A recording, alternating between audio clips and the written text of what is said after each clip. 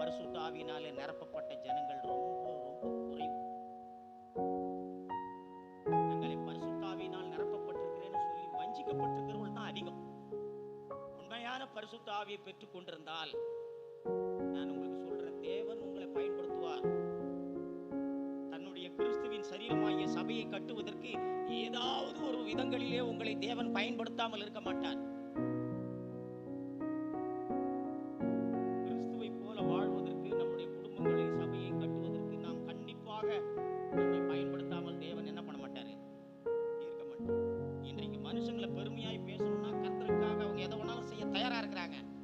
ஆனா மனுஷனை ஒண்ணுமே இல்லைன்னு சொல்லி மனுஷனை பிரசங்கம் பண்ணீங்கன்னா அவர்கள் சோர்ந்து சபையை விட்டே போயிருக்கிறதுக்கு தயாரா. அதுவே அவர்களை நீங்க உயர்த்தி பேசுங்க, அவங்கள நல்லா தூக்கி மேன்மையா பேசுங்க, எளிதா அவர்கள் கிட்ட இருக்கிறதெல்லாம் என்ன பண்ணலாம்.